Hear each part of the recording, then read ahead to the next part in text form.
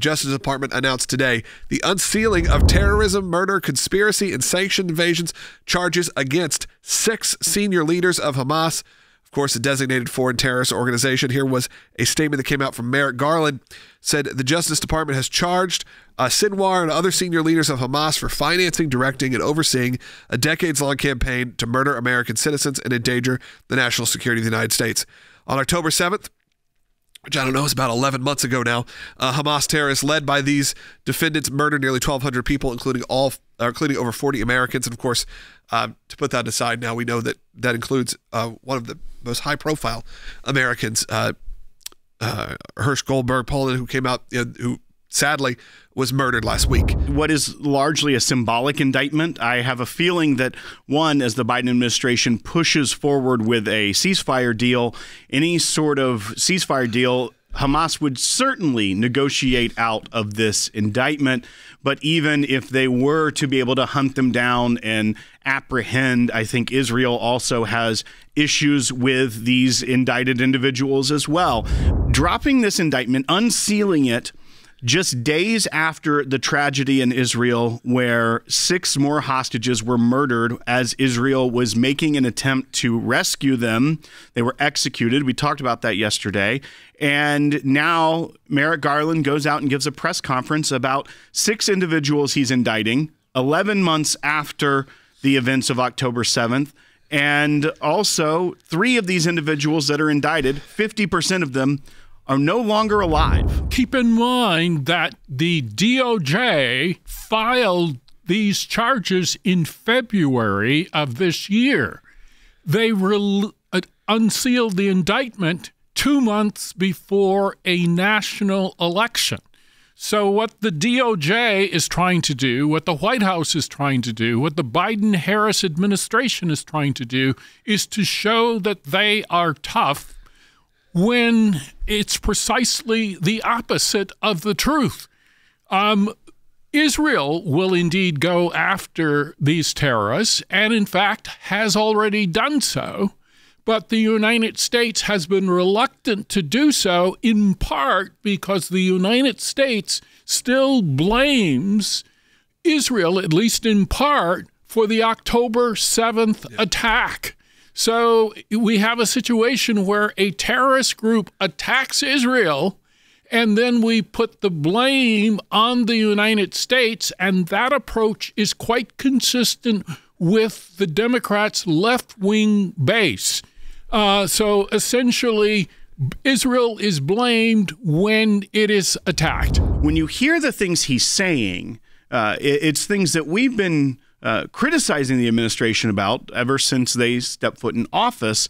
And it's almost as if he's describing the self-fulfilling prophecy of when you are tough versus weak on Iran, Hamas, and Islamic terror. Let's go ahead and play Bite 1. Today, the Justice Department unsealed charges against Yahya Sinwar and other senior leaders of Hamas for financing and directing a decades-long campaign to murder American citizens and endanger the security of the United States. As outlined in our complaint, those defendants, armed with weapons, political support, and funding from the government of Iran and support from Hezbollah, have led Hamas's efforts to destroy the state of Israel and murder civilians in support of that aim. The funding from Iran, the material support from Hezbollah, and also the fact that they've had a decades-long campaign. Professor Hutcherson, these are the things that we've been talking about here at the ACLJ for decades as well, about the Pay for Slay campaign, where Americans ended up being killed, such as the Taylor Force Act came out of this. Taylor Force was a Vanderbilt grad student that was killed in Israel by a Hamas terrorist. And what happens after that? These Hamas terrorists get rewarded financially by the government.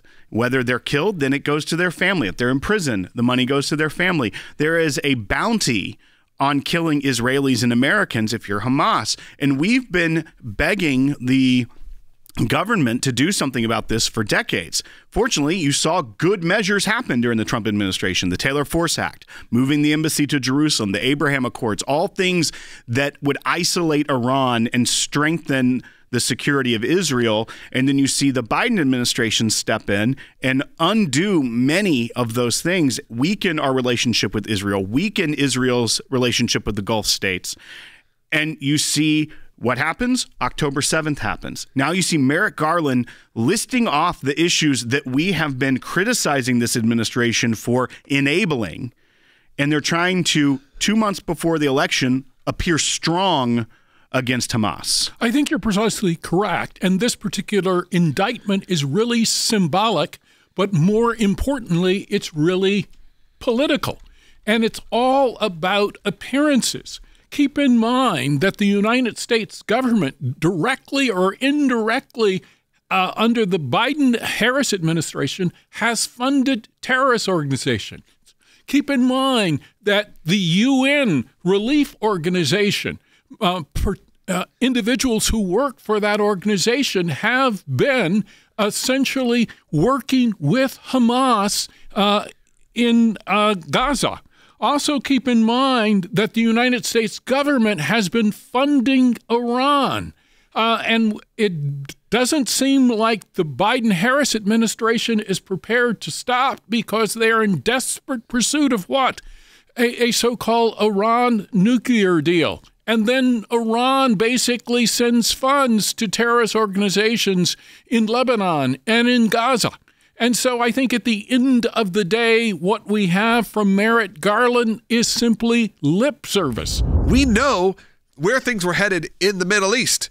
And again, we need to remind everyone, 4 years ago, we were not talking about these kind of topics. We may have been talking about what's going on in China because we were shutting it down when it was happening. We may have been talking about the Middle East because there was maybe what would be considered a peace in the Middle East for the first time in my lifetime. But how quickly we all forget. Look, it's something that we need to constantly talk about because I do think that there are a bunch of independent voters who are not focused on this race.